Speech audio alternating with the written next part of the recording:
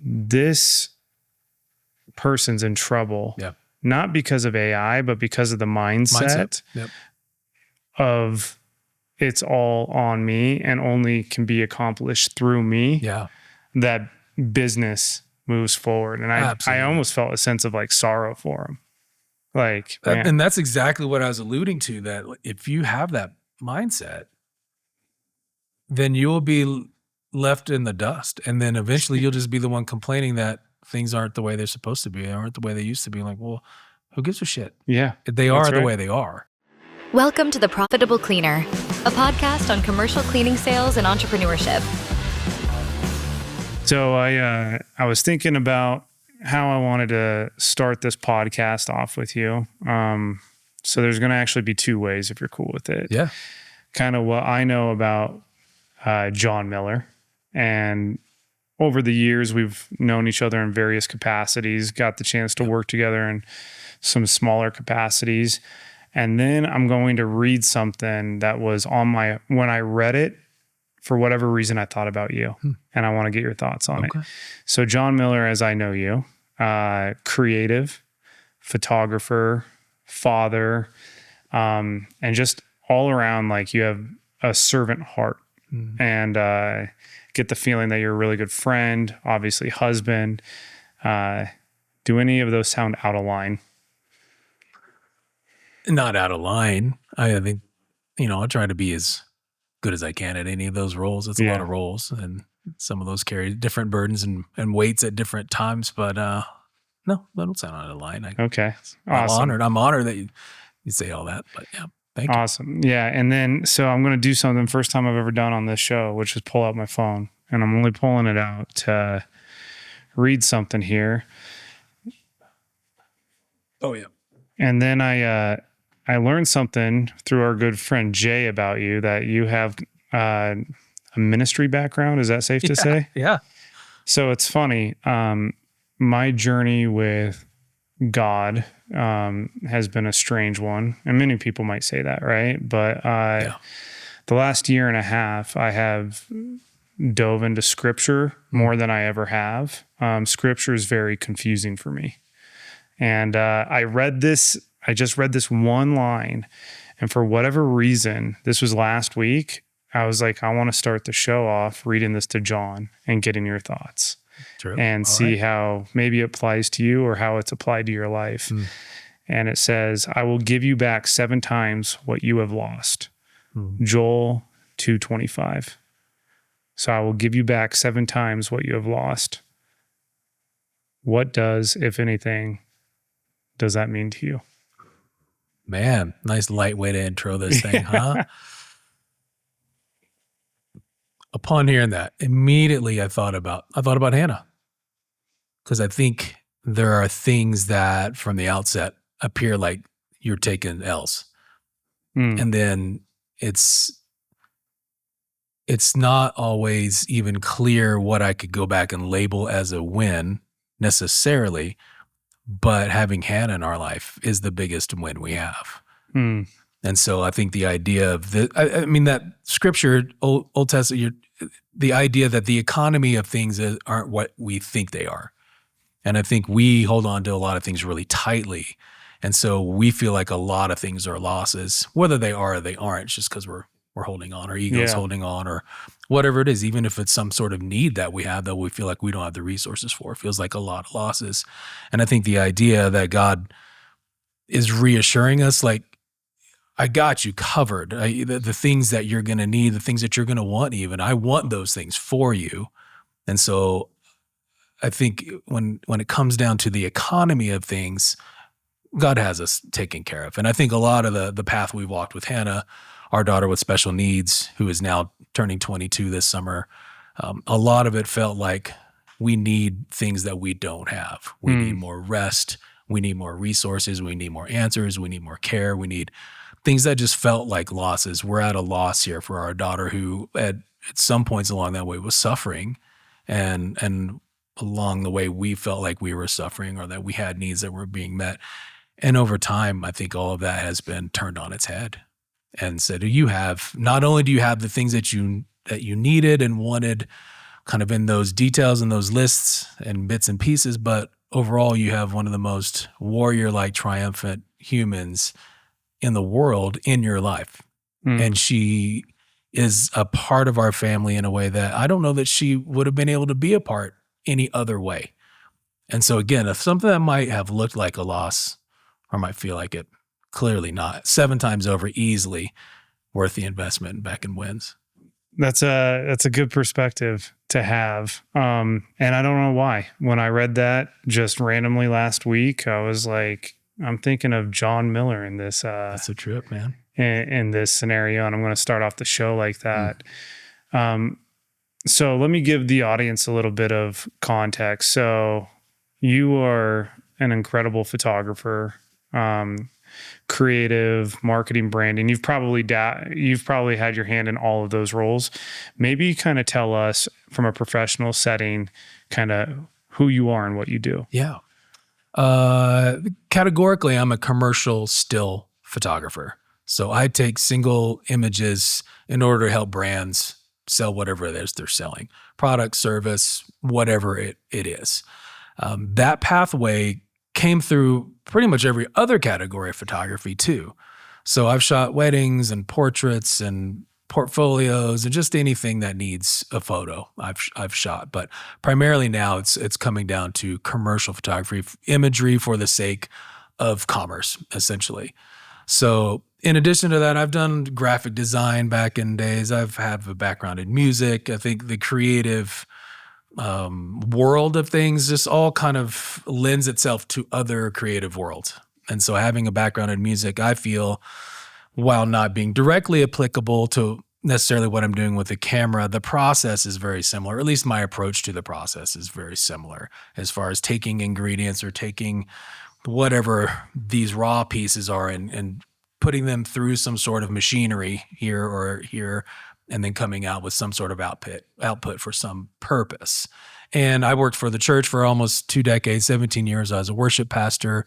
And so that was more on the music side of things. We're going to use those pieces for that. And now I'm 15 years full-time into photography. And I've still, it feels like one life, even though it's 2 very different lives, because I think my approach to it and my desire to be with great people is still very similar. So anyway, most days I'm a photographer. All right, I know you guys are wondering, how can we keep our cleaning crews engaged and informed and it doesn't have to feel like a struggle? With Team Engine, you can now automate messages, update teams in real time, and bridge language gaps with their built-in AI-powered translations.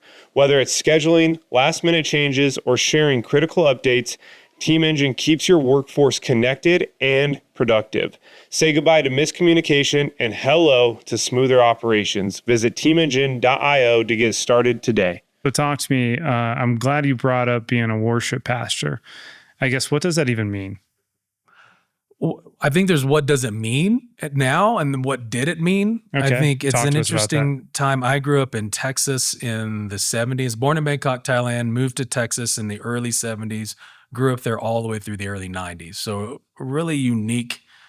They're all unique, but to me, it was really a unique time in history, technologically, culturally, all those pieces. And then to move here to Colorado to go to school and never go back to Texas was interesting too. So I grew up in the churches with red carpet and pews and hymns and pulpits or 2 pulpits, guys and gals in robes, mostly guys, the very formal on the one hand, but also very traditional. Yeah. So Methodist church formal and Baptist church very traditional, I think, but in Texas. So that had a very specific flavor to it and one that I loved and felt inspired by, so much so that I wanted to go to school, learn some skills in music. I wanted to be in Christian music production. And then I also loved leading worship and singing special music at places. And so I did tons and tons of that. So in the 90s, young kids being kind of in leadership of the church wasn't really a thing then. It was really led by the classic old white dudes for the most part.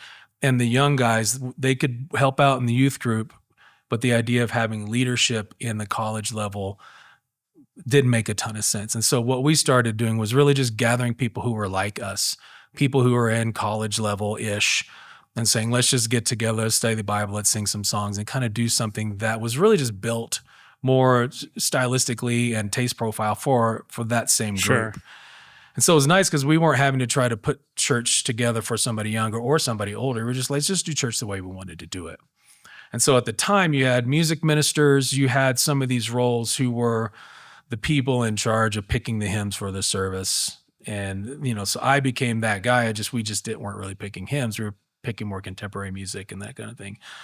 That role, I think, evolved into, as there were more kind of creative and technological needs by our culture, by the young 20-something who wanted a website, who wanted to see visuals, who wanted to do other things besides just open up the hymnal and sing.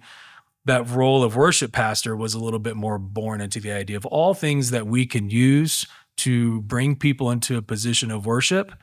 That's kind of falling under this new category rather than just the guy who runs the choir and sets up the services. And so we were able, through that, to kind of have an ever-broadening sense of how do we come into a place of worship, a place of understanding ourselves and being able to bring what we have to offer to both God and community. And so worship pastor was kind of the role that was given to that. And the pastoring part of it, I always approach that really tentatively, softly. I like being there for people and helping them at least sort through and think through and process through and just suffer with people when that's necessary. And so the pastoring part of it found me more than I was looking for it. And so that title really was kind of born of that mix of things. So then what was your transition maybe out of that, like into more commercial photography? Yeah, good question. I mean, there's a long story. A lot of that that is probably a whole other podcast worth of stuff. But that job was wonderful and was the job I'd always wanted. And once I knew I wanted it, it was the job I always wanted it. And there came a time also when it was time to close that chapter.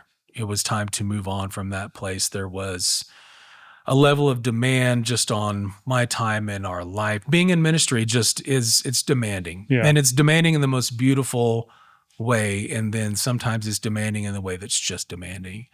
By the time we were looking at transition, we had Hannah. So we had some special needs specifically related to her and in our home. And it was time. It was time to look for something else. And so I was spending time with a colleague of mine, second shooting for him, because I just loved creating, like kind of making anything was fun. And I kind of caught on to this photography thing. Like, this is cool. I can do this. I can be useful here. It's something that is challenging to me, but also felt relatively easy. So it was a nice combination of challenging and fulfilling very quickly. So I was second shooting with him a lot, and it just kind of came to the point where it's like he I think over the many times I met with him, he probably something like, why don't you just do this?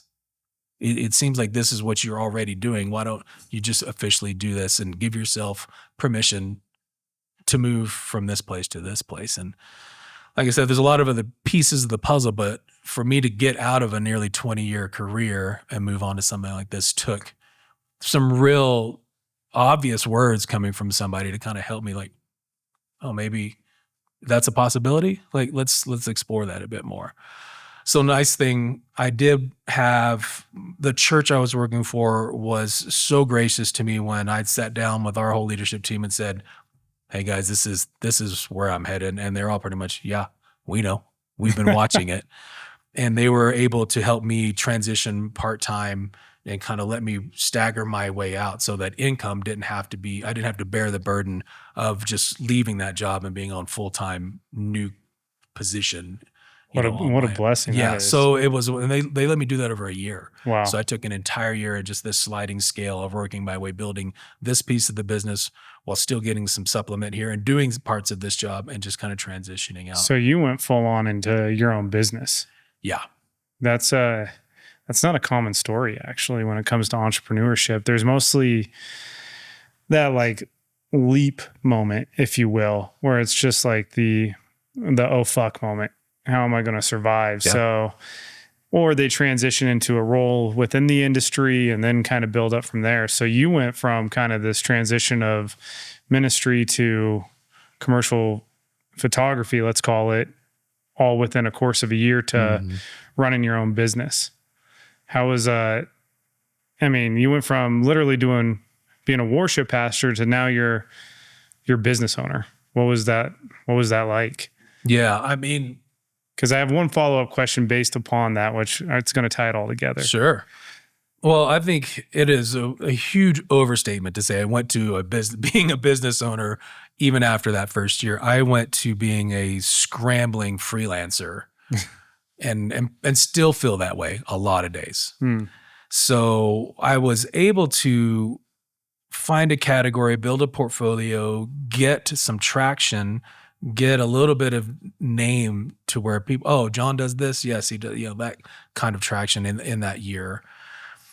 But then it was still a scramble, and it still is. In so many ways, I feel the reality of lead generation and marketing and just being a creator, but also trying to do business things, it's tricky. Yeah. And so it did take some time to get from there to there.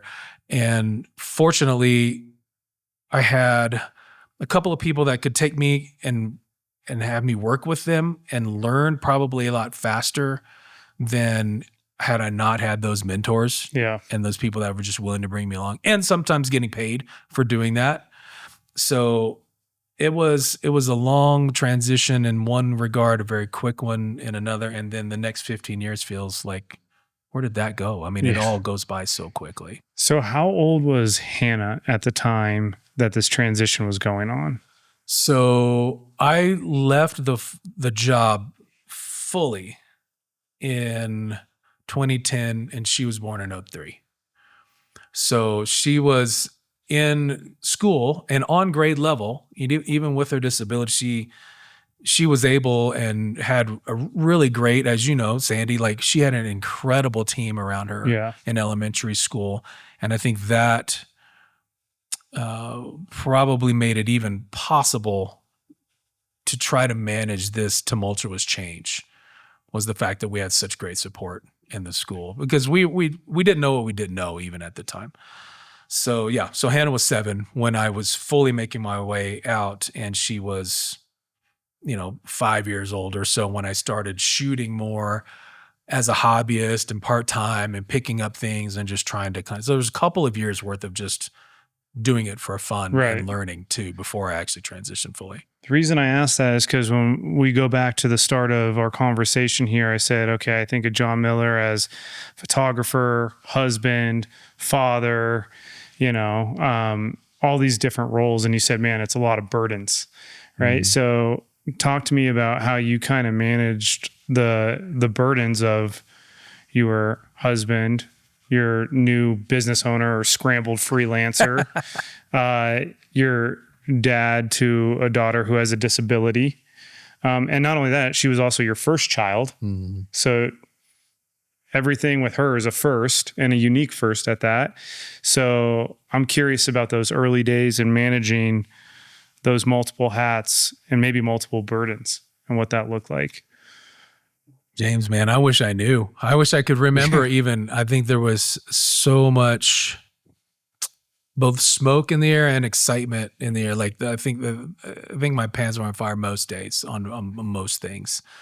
And frankly, I don't think I did very much of that very well at all. I think there have been some really graceful successes that have kind of happened in the midst of that. And I do the very best I can to keep myself hand on the plow while, understanding where my heart is at the same time. Yeah.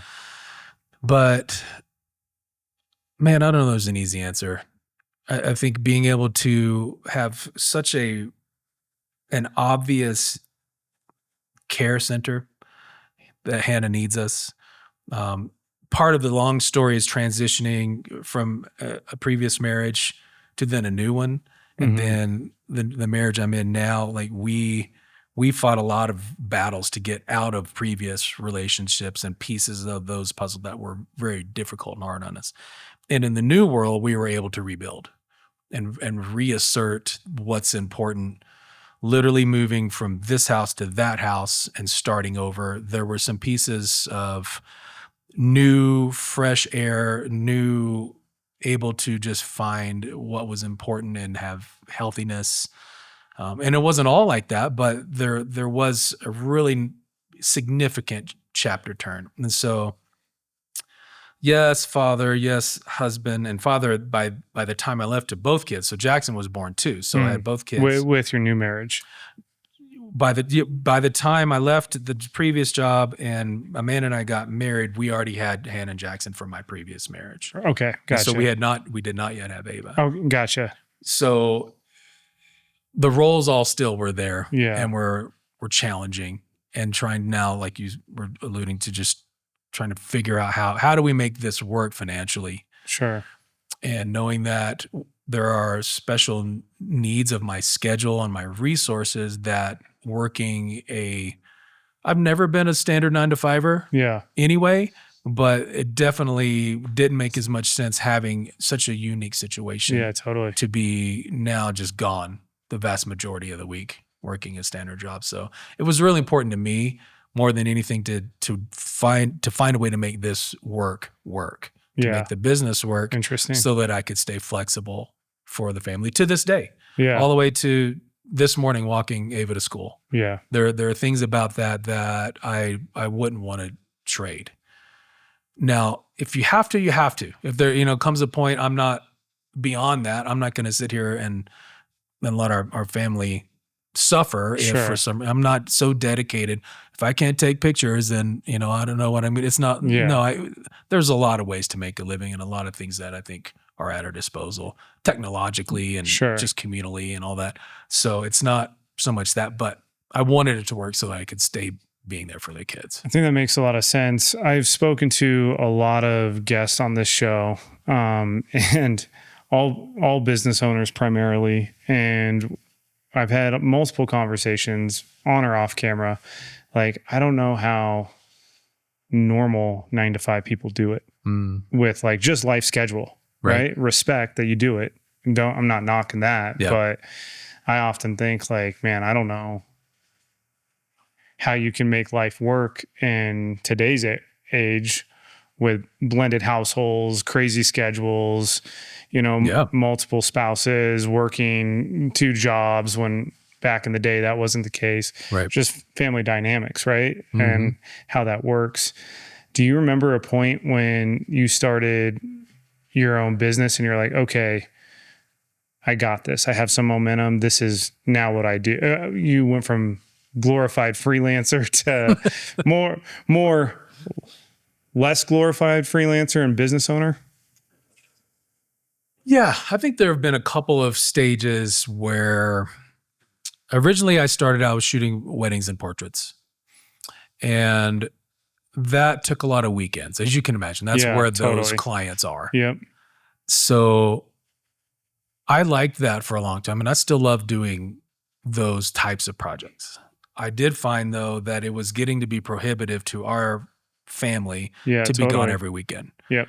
Or most weekends, or a lot of weekends even. And so there was a time when I wanted to move from that model of business, the portrait model, to a business-to-business model, so that I could go and ironically go and work banker's hours. Yeah. So that I could fit inside of the day, because obviously business to business, they don't want to work on the weekends either. They want to shoot during the week because it's their job. So I was able to do that through a couple of assertions, some marketing assertions, some relational assertions, like some things that let's go and shore up some things. Let's go clear up any muddy information. If I'm going to work a lot or want to work a lot with a talent agency or something, let me go make sure that I'm doing exactly what they need so that they have zero question about coming to me when they have people who want this product. So there was some relationship building there. Let me make sure that tool is built. And to this day, that is still a significant piece of the puzzle of what comes through the door business-wise. But then being able to pivot the brand from the portrait to the business it took some time, but it was nice when I got there and started hooking some of those clients and realizing that they understood what I was trying to tell them. It was my brand, and then buying that service. That was a really nice place to be.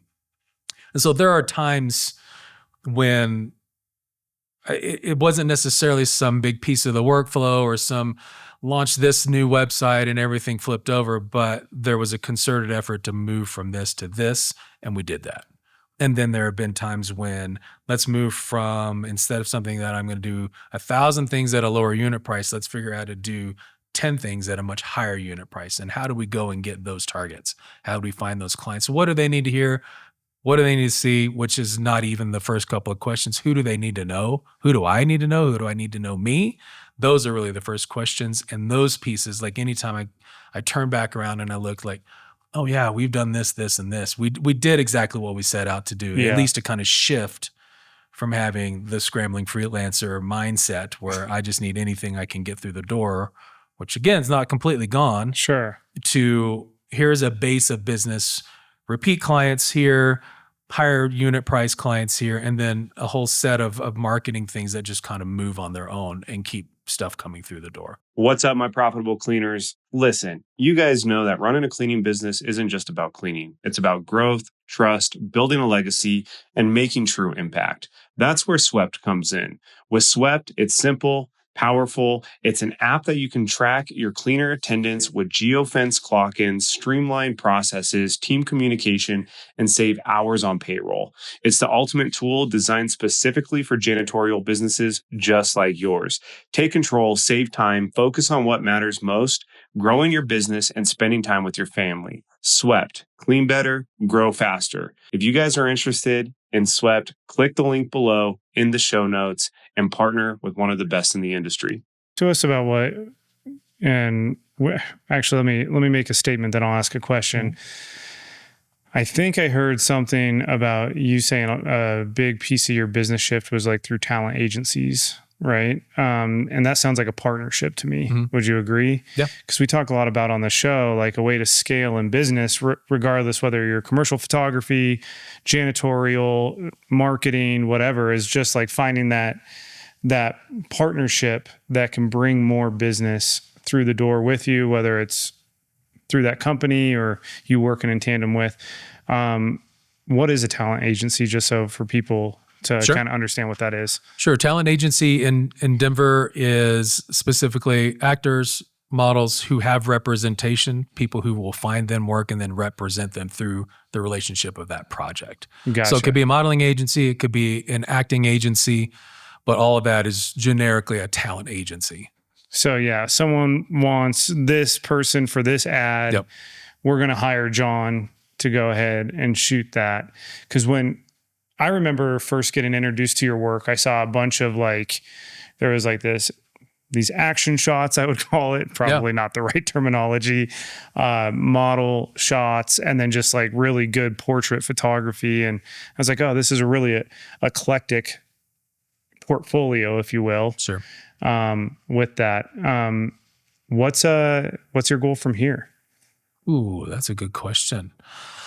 Right now, this week is getting my son graduated from high school. Congratulations. Thank you. And then we're doing a big family trip to Thailand this summer. So we're going back to the homeland, which will be amazing. It'll be great to get some time with my mom and stepdad. And so your mom still lives in Thailand? No, she lives in Louisiana, but we haven't all been to Thailand together. Okay, gotcha. So my new family has not been all to Thailand with her. Got it.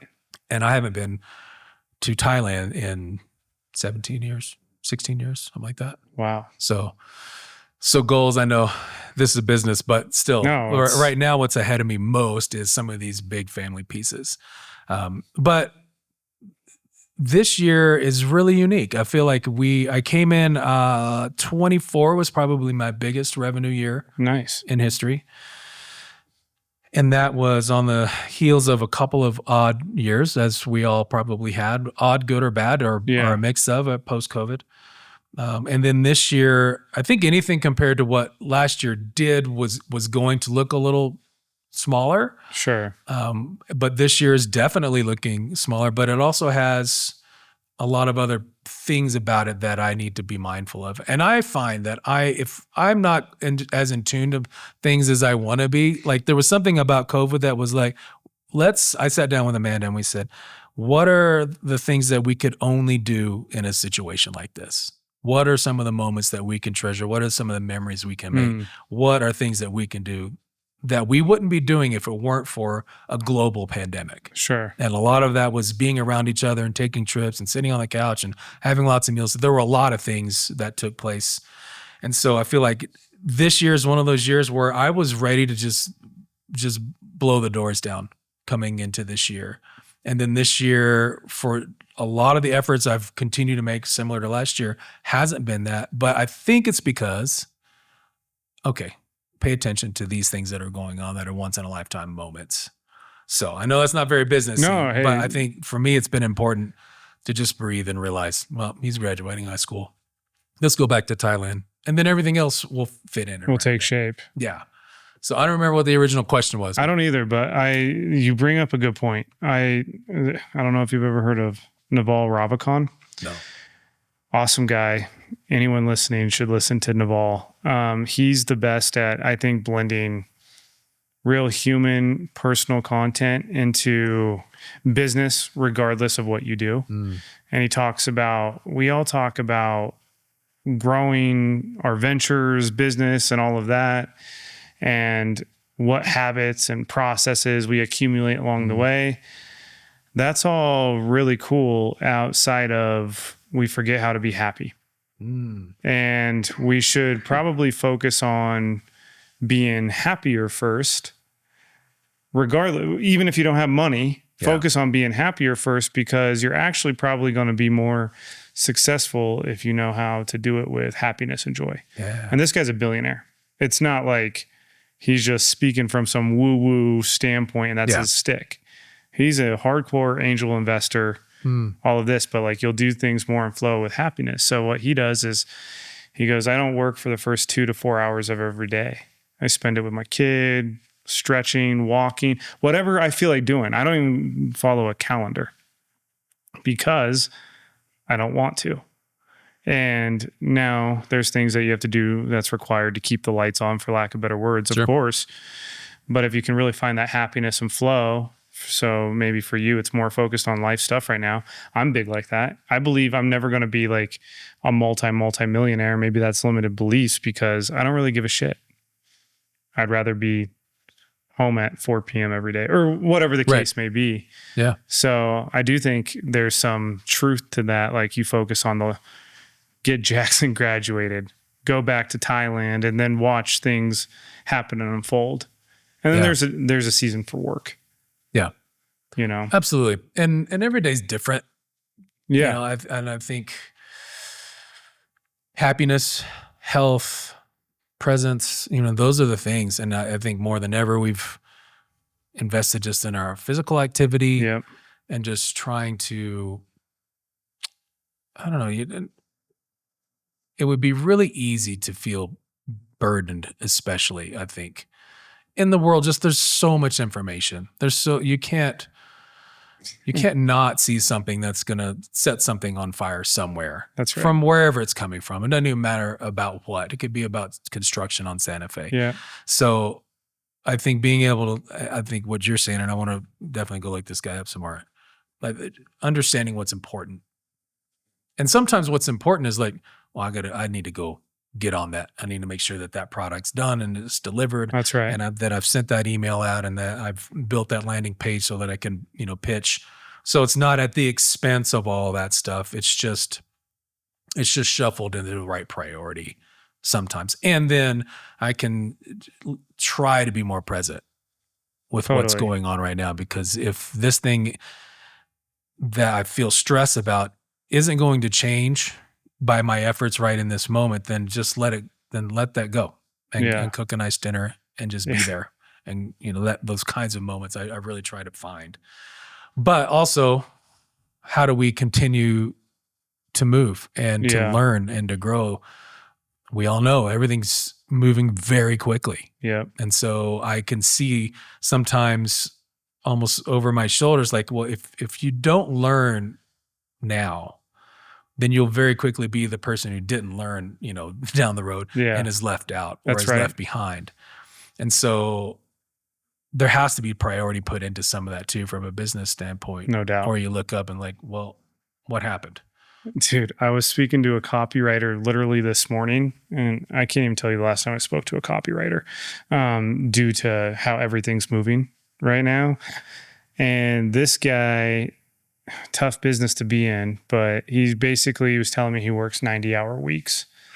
I'm like, who the hell works 90-hour weeks? I'm like, man, get you a virtual assistant to help you. No one can do it as good as I can. And I was like, okay, red flag. And then I said, well, what about AI? Like, we're writing resumes, right? And he said, AI can't touch how good I can write. And in my head, I thought, man, this person's in trouble. Yeah. Not because of AI, but because of the mindset. Yep. Of it's all on me and only can be accomplished through me. Yeah.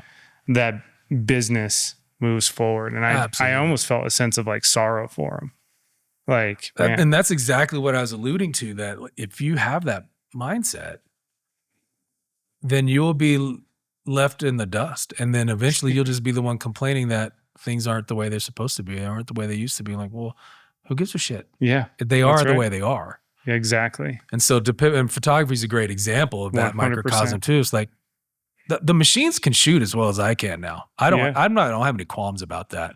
If some brand needed something done in order to pay me and a crew and a place and all that to come up with some creative output, that can be done pretty dang well with AI anymore. So it's not, so not only do you have to understand that you're not necessarily, that is not what's better about you than AI. What is better about the person is the relationship. That's right. And so it's not necessarily me selling product, it's me selling the outcome. It's me selling the experience. It's me selling trust. Like we can get where we need to get together. And frankly, then I can use any tool I want. Yeah. And then I need to learn those tools and I need to be ready for that. And already, we've all already incorporated a lot of that stuff. Right. So how do we then bring better and better outcomes to the people who are also trying to live great lives? Yep. And in order to do that, they need to sell more of this, and they need to pay me to help them sell. So it's a community. Yeah. And I think that feels like sometimes it's so us, them, this versus that. Yeah. If you do this, then you are, and if you don't do this, you aren't. And there's so many pieces of that just like, you're missing it. Those are tools. Those are great tools.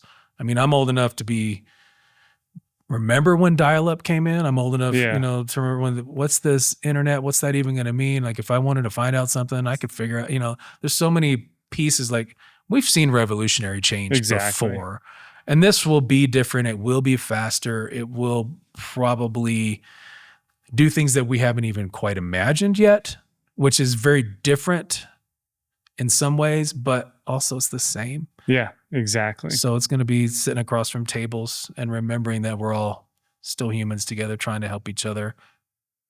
Right? I mean, to me, that's what it is. 100%, man. What's up, Profitable Cleaner listeners? Quick question for you. Are you using 5 to 7 different platforms just to manage the everyday operations of your commercial cleaning company? If so, let us help you consolidate that into one platform. Introducing you uSource. Go to usource.com, book your free demo today, and actually get started on your trial for 60 days. No charge for 60 days, all from time and attendance to reporting, vendor management, operations, sales.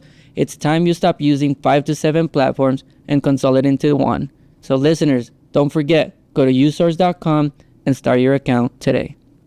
I have a few last questions for you. Yeah. And this might sound rapid fire, but this is what I'm genuinely curious about. Because I've always thought you had an interesting life story from the little I knew of it. What does John do behind closed doors to work on John? To work on John. like I said, recently physical health has been a piece of the puzzle. Awesome. And so we're super nerdy disc golfers right now. So it's not behind the closed doors. It's actually out in the middle of the field. Of course. But we go and play a lot of disc golf. We also picked up pickleball. Nice. And so our Apple Watches, we have a family group where we all watch each other's rings and just try to hold each other accountable to doing better physically, which as a 50-plus-year-old man is just a good idea if I want to stay in any of these games. I do like to read.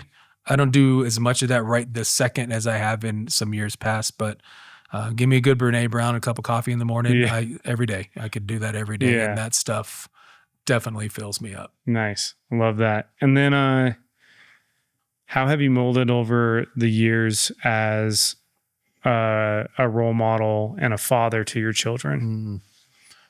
How have I molded? Yeah.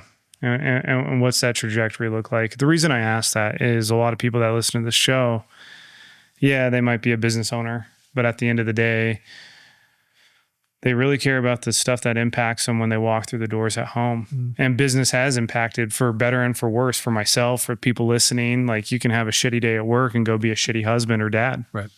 Or, I mean, you don't want the way you show up as a husband, and actually not just as a father, maybe as a husband and father, but you don't want your identity as a father and a husband to rely on the success you have in business. Right. And we talk about that a lot here. So I guess when you hear that statement, I guess what comes to mind? That's interesting. I think it's really poignant, especially this week with Jackson graduating. I think because on the one hand, it's like, oh, there went my 18 years to impart to him and instill in him all the things of value and skill set and things that I would want him to have for his life. So, and we know that's not all the way over, but most of it is, which is so crazy. I think what I want for my kids is one, to have the basics. I want them to have enough skills and not just, could they mow the lawn if I needed them to, which I don't make my kids mow, but like, can you do some of the things that you need? Can you wash your clothes? I want them to have some skills, but more than that, I want them to have compassion. I want them to see people. I want them to have resilience, when something's complicated or it's hard, to be able to breathe and try to find the help they need or take the space that they need and understand that the very few things in life are as life or death as they feel at any given moment. And so just to have a little bit of just breath. So I don't know how specifically to bring that to them other than trying to bring that to me and trying to give them the tools when they need them. Yeah. Because it's an increasingly complicated set of influence out there. Everybody wants to teach us what they want us to know. Yeah.